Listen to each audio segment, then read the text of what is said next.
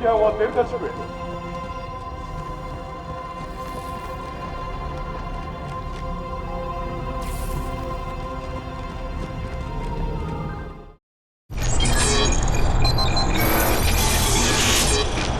Pursuant to Office of ONI Retrieval and Acquisition's inquiry of 26 September 2552, the following is a target profile of Thel Vadami, Supreme Commander of the Covenant Fleet of Particular Justice, compiled by Lieutenant Commander Locke. First confirmed contact with Vadami came in 2535 on an unofficial human colony known as the Rubble. After-action reports from civilians, as well as Spartan Units 006, 111, and 120, suggest that Vadami was at that point a relatively minor functionary of the Prophet of Regret. Spartan 006 engaged Vadami in combat on the Rubble. Both parties survived the encounter.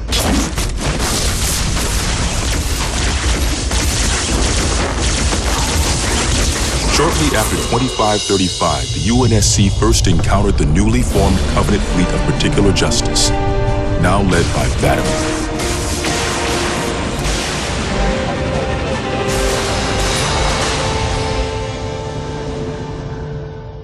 Review of early engagements with this fleet show that it quickly grew in size from 5 to nearly 60 ships as Vadami cut a path in many human systems. ONI Section 3 made multiple attempts to anticipate or even track Vadami's movements at the cost of a number of operative lives. Vadami eluded all such efforts and he continued his unpredictable and devastating campaign. Vadami also stands out from other Covenant commanders in the frequency in which he takes a personal role in ground assaults.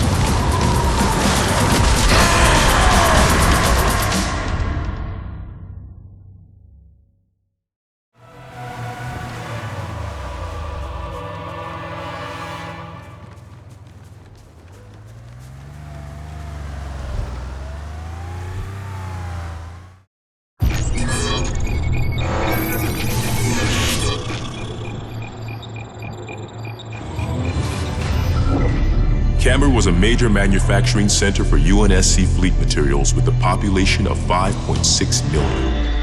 After discovering Camber's location, Vadami penetrated the early warning perimeter without alerting UNSC forces and began his ground and orbital attacks before most of the planet knew they were in danger. While 17 of his ships bombed key defensive positions, Vadami led a group of elites in a personal assault on UNSC System HQ. One of the first units to engage Vadami was the 3rd Battalion Reserves, who were so unprepared for the arrival of the Covenant forces that Vadami found them unarmed and defenseless.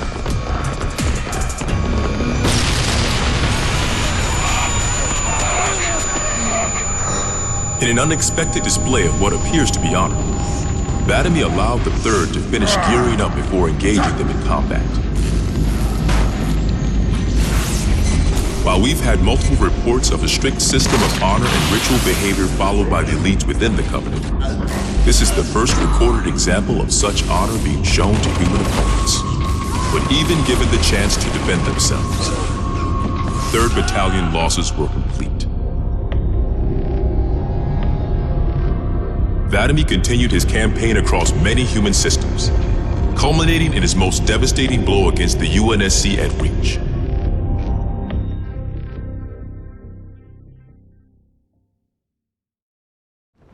ペレス5長です。司令部はこちらです。我々が到着した時、注意が打たれて。今は誰が指揮してるの？バンクス軍曹です。あちらです。ご案内します。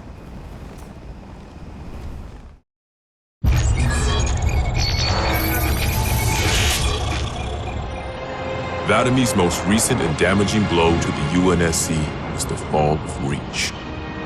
ONI has still not been able to fully determine how Vadami located the planet, and once again, he caught us completely by surprise when his forces arrived in orbit and on the ground.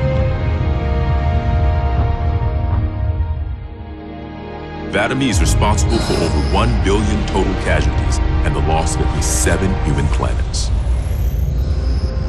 His forces have defeated all UNSC counterattacks at the cost of 123 fleet vessels and over 23,000 personnel. And now with Reach lost, ONI and UNSC strategic AI report a 0% confidence that the Navy can stop Batamy through traditional means. In the opinion of this investigator, Batamy is the most dangerous Covenant military asset on the field. It's common knowledge that the Covenant have a significant technological advantage over the UNSC, but are sometimes inflexible in their tactics. This is not the case for Batamy. We cannot predict what he'll do next, but given time, we fear he will dismantle all remaining UNSC strongholds. This agent's recommendation: immediate termination. If humanity wants to survive this war, we cannot do it with Batamy on the field.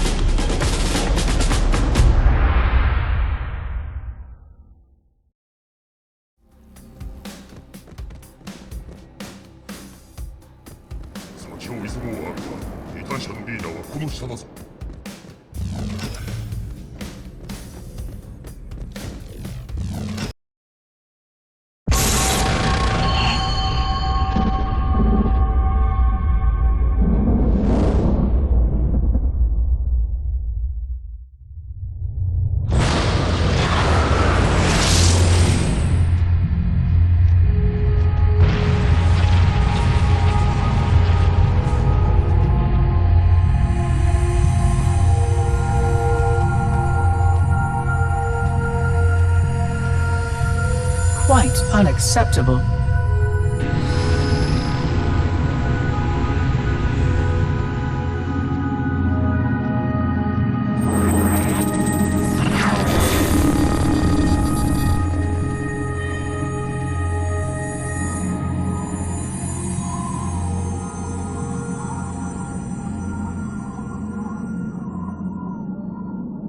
Glorious day.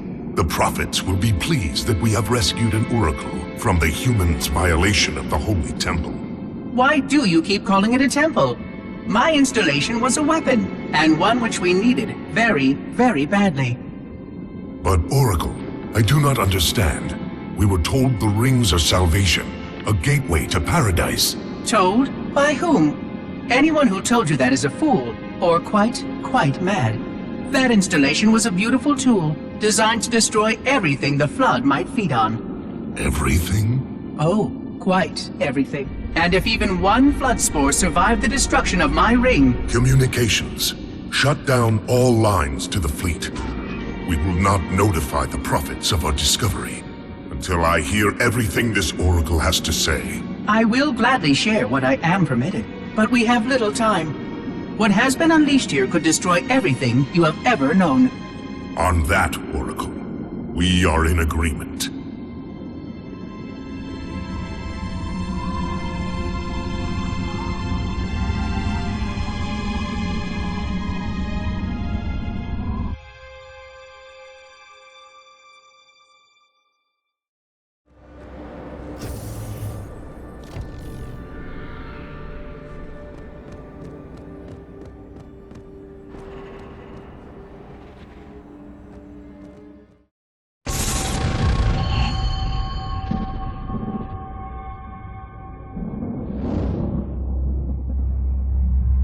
Your actions do not make sense. Proper protocol for a flood outbreak is to establish immediate infection reporting. Communications must be maintained with all local forces in order to track any spread of the parasite. There are no local forces, Oracle. For now, all you have is me. But I tracked multiple ships in orbit, including some remaining human presence. In light of the danger posed by the Flood, surely you can set aside this disagreement with the humans. No! Anything still alive in orbit is our enemy. The humans have very good cause to kill us on sight, and the knowledge you've shared with me casts doubt on the entire purpose of our covenant. If any of our ships remain above us, they are not the help you seek. But why would they not provide assistance? Because of this talk of prophecies and journeys? I learned a small amount about your covenant before that reclaimer blew up my installation, but my understanding is incomplete. The AI I encountered on board one of your ships was less than forthcoming.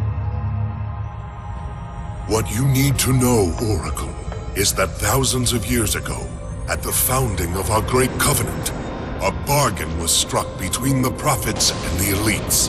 A bargain which I fear will be the end of us.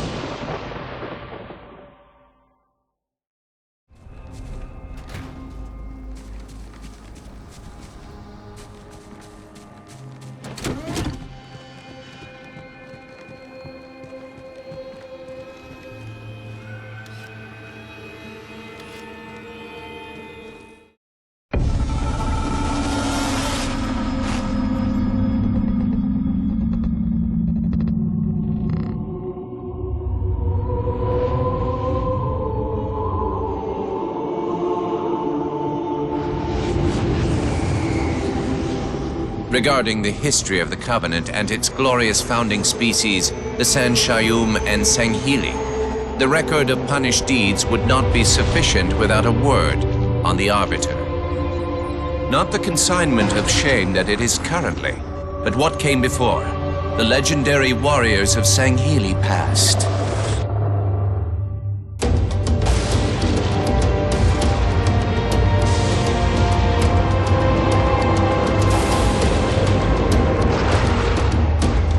Long before the Covenant, the Sanghili ruled their world with pride and vigilance, surviving the perils of both land and sea. These were the arbiters of old, part king, part judge, warrior rulers, unlike any of which would follow. When we arrived on their frontier world of Ulgathon, the cost of life was severe. Led by a mighty arbiter, the Sanghili resisted our entreatment with ruthless force, leading to decades of war.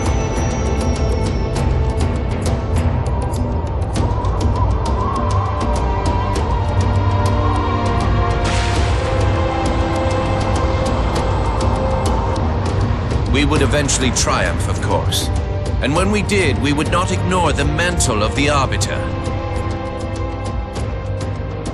Like all things, we would bend the Sanghili to our own ends. The arbiters would become the very will of the prophets.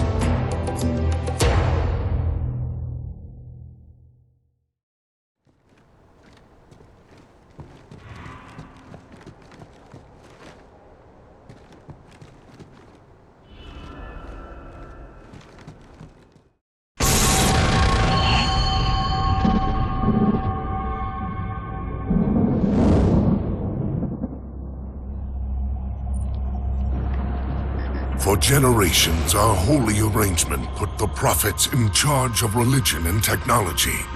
The elites led our military forces to convert new species and find relics such as your Halo.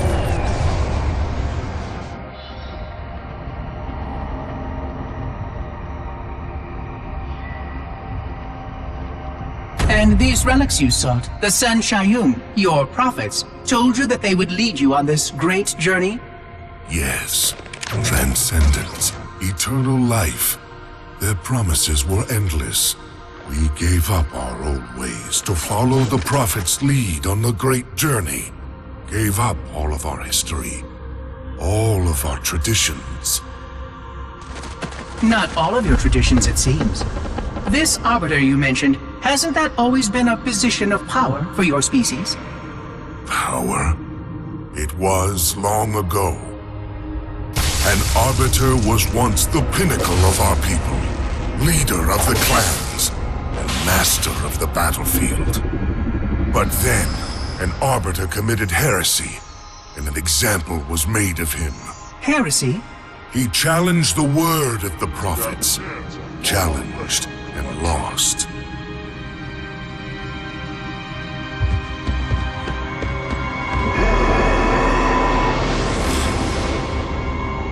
So the title of Arbiter became a badge of shame for our most spectacularly failed warriors. Yes. They were accomplished manipulators. Back before the firing of the array. I see at least that hasn't changed. Manipulators? What? And before? Before when? I will explain later. Right now, I want you to tell me everything you can of these arbiters.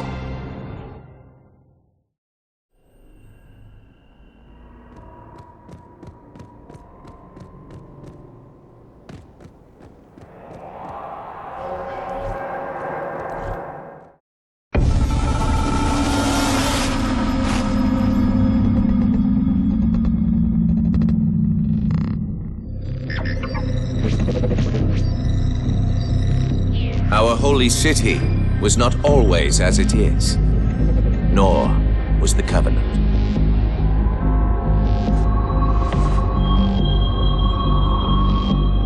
At one time, it was only San Shayum and Sanghili, but as we grew, and new species were added to our number, radical steps had to be taken.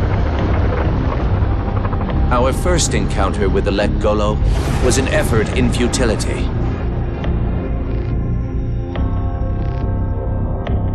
The blasphemous creatures had devoured a Forerunner orbital, shattering its remains into 1 trillion pieces. What was left became the Rings of Te. As no conventional methods could purge the rings of their infestation, we sent one of our most faithful, an arbiter. For a full year, this arbiter ventured across the surface of one of their moons, learning both their strengths and their weaknesses. It was there that we discovered the Let Golo's secret.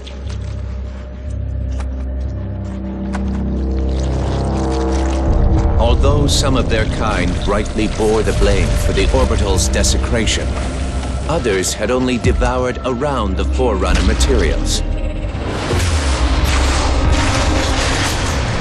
And with reasoning and much labor, these could be used to serve the Covenant. And by these means, the Great Arbiter had given us one of our most sought-after treasures, access to innumerable processing pathways of the mighty Forerunner Dreadnought, and to the many secrets it held.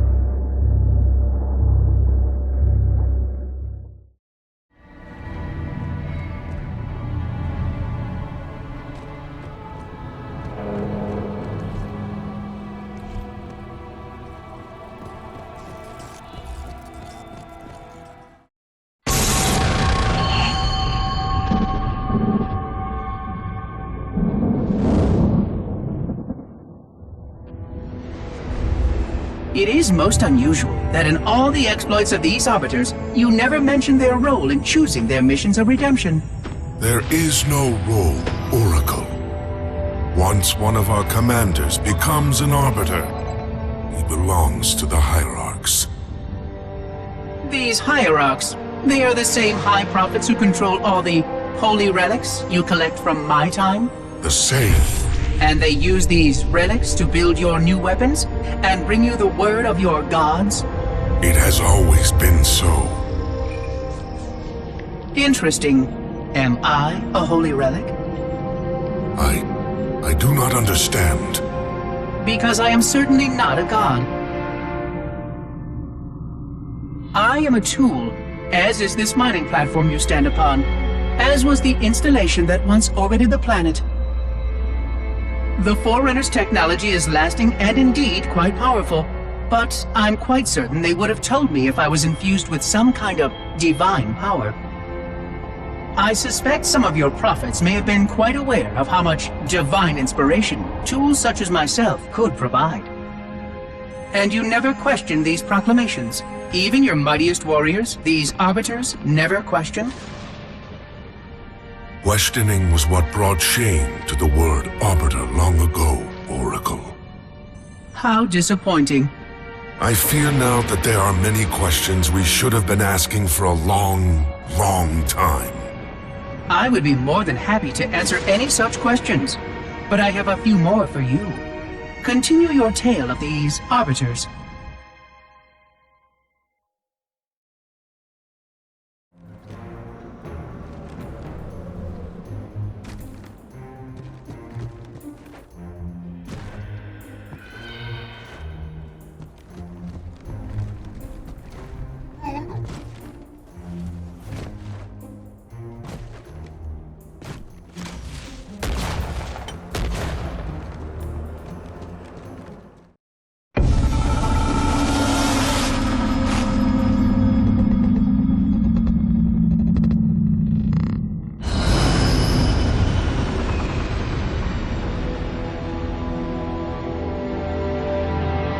Whereas most species were grafted into the covenant by faith or mutual beneficence, the Ungoi were not such.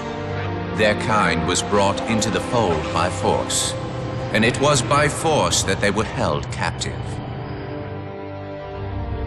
Their world had no prayer against our might and majesty, and their peoples were quickly laid low, many of them brought into subjugation.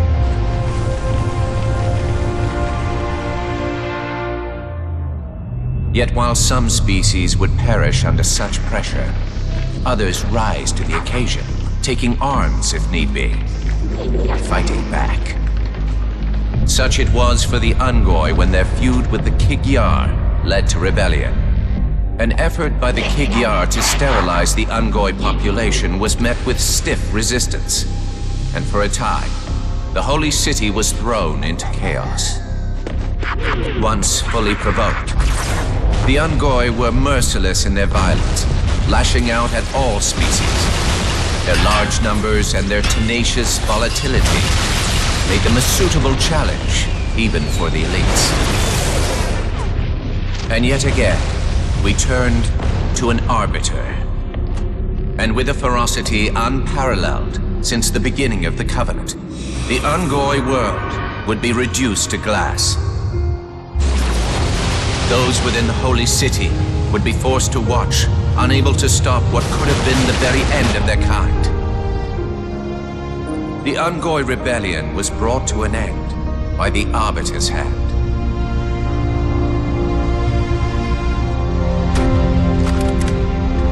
Their world was not completely lost, and those who survived within high charity found some measure of mercy. They had proven their worth in combat, and would now serve alongside the Sanghili in battle.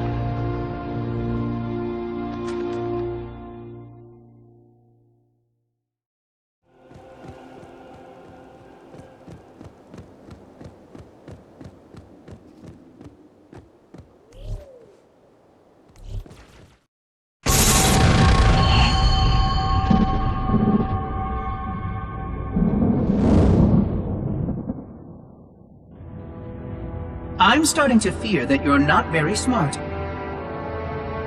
Mind your tongue, Oracle. Oh, I mean no offense. I'm not talking about you. I'm talking about your species. How long have these prophets been anointing arbiters?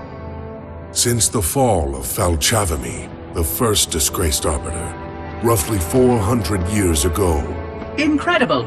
And in all this time, it never occurred to you how convenient it was that your prophets were able to find a powerful, capable leader among your people, who happened to suddenly commit a terrible blasphemy every time the power structure of your covenant was threatened. I do not understand. You do little to dissuade my fears. Then teach me. Looking back at the record of the arbiters you discussed, was it not surprising to anyone that those chosen to become arbiter were more than simple warriors? How so? Each of them had significant political influence among your people. In some cases, that influence was already being used to question the decisions of your hierarchs. In fact, that very questioning often gave rise to the charges of heresy that so neatly removed the challenger from the hierarchs concerned. And once they were branded arbiter, they promptly and quite cheerfully ran to meet their deaths. all our lives we look down at the path, put our feet where the prophets tell us. All our lives spent convincing ourselves of the truth of our covenant. Could all of it truly have been wasted? Let's hope not all of it, for we have a great deal of work to do. The flood is still out there, so I require a cooperative reclaimer to enact proper containment procedures.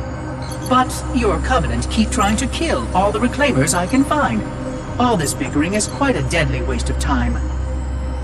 Right now, the most important question we can ask is this: who could break this hold the prophets have over you?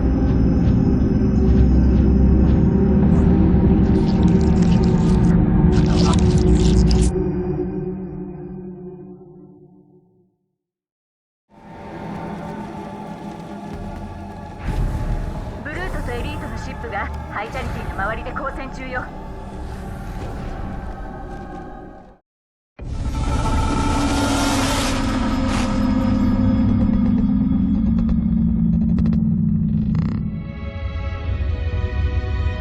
The history of the Arbiter is one of both legend and infamy. Their name has been corrupted by great shame, though the contemporary is perhaps the most confounding of all. Thel 'Vadamee was born of noble blood, the legendary House of Vada. His family's renown demanded great expectations for his military career, and he would meet them all.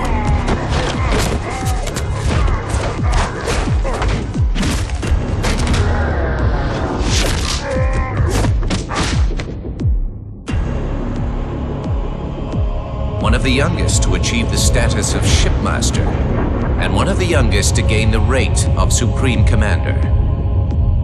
In our campaign against the humans, few have risen to renown as 'Vadamee. World after human world, all laid low for the sake of the great journey. But then came Halo. Shame unto shame. He failed his greatest charge, and the sacred ring was desecrated. By such disgrace, Thel 'Vadamee became the Arbiter. As a mere scribe, I do not challenge the word of the hierarchs, but I would be remiss not to voice concern. This Sangheili should have been put down, publicly slain as an example to all of our prayerful expediency. With the discovery of a second ring and the changing of the guard, all things are in jeopardy. Will this Arbiter remain loyal? Or will he stand with his people as they are abolished by our newfound might? I would never openly challenge the divine proclamations of a hierarch, but this Arbiter is a risk I would not have tolerated. And I now fear the days of the Covenant are numbered.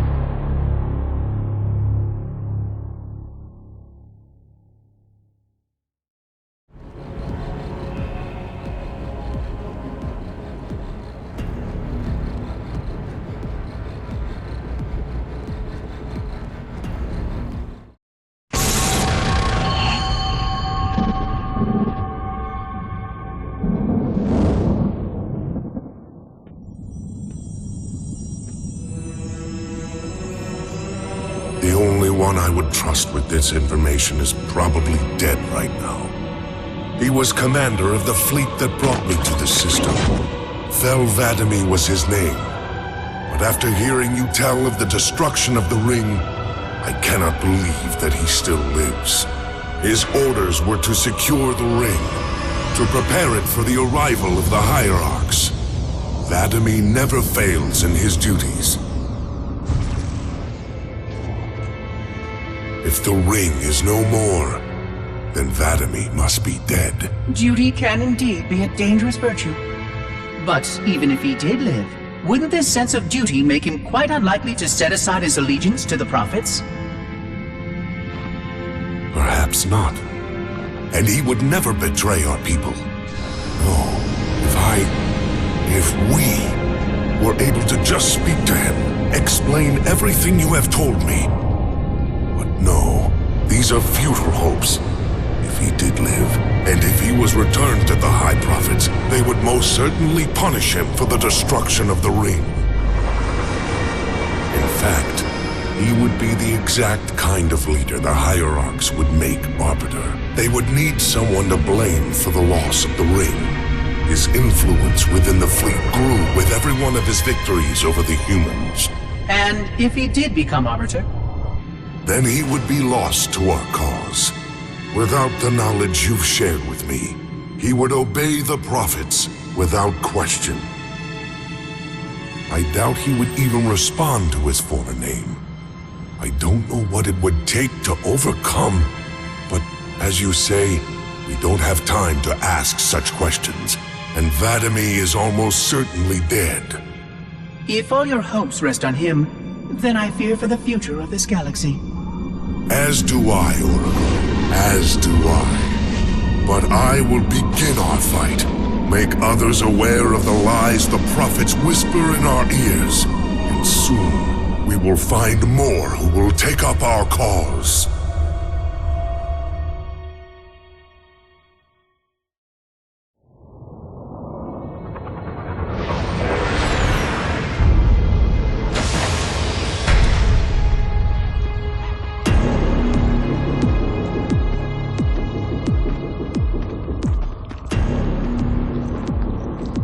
Activate the Kindler. Make haste. We have little time.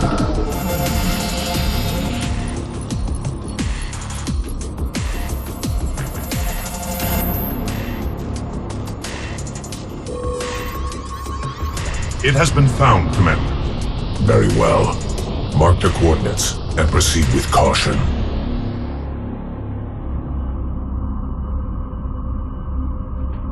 And to think, it has been under their noses all this time. Humans are foul animals. They lack the intellect and the purity to discern the ways of gods. Prepare the luminary for retrieval. The Hierarch will reward us for our devotion.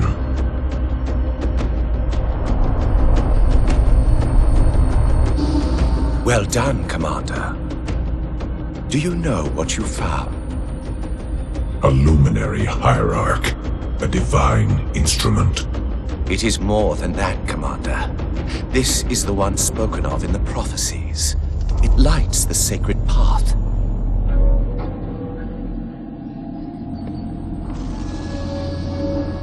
Stewards, good news, I pray? It was not easy, Blessed One. The luminary was not forthcoming with the holy words, but our hope proved true.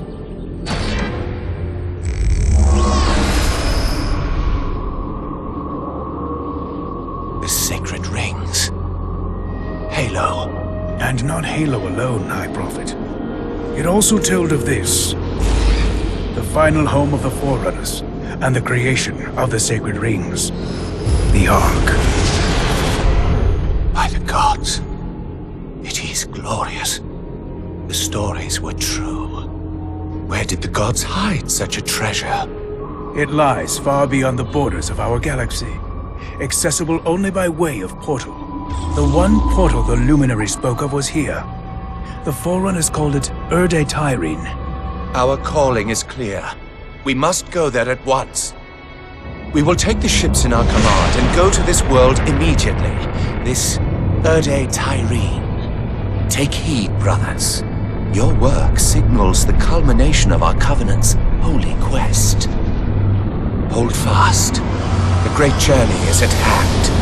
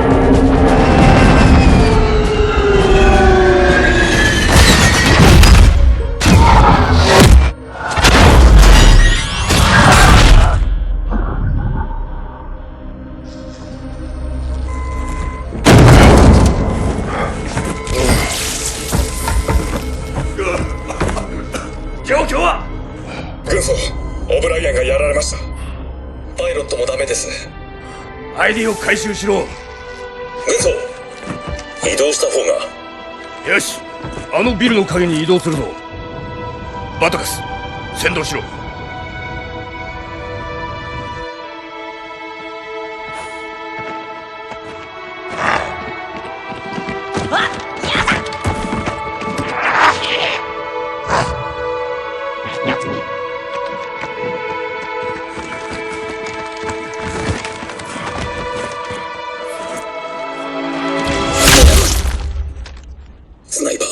の3階だ。よし、地球式の歓迎を見せてやろう。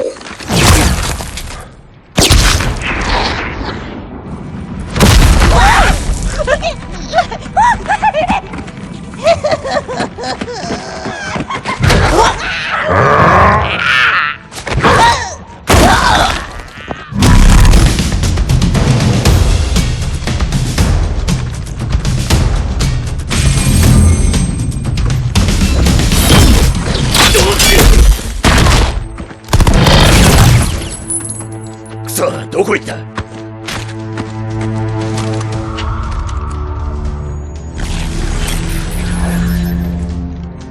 見えるか？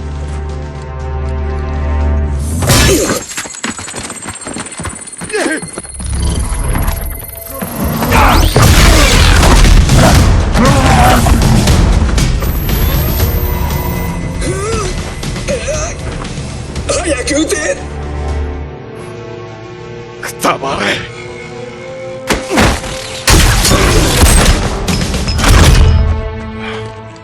第二分隊コルタナよ、状況を教えて。オーバー。なんとか持ちこたえています。パイロットはやられました。どこかに隠れてて、すぐに行くわ。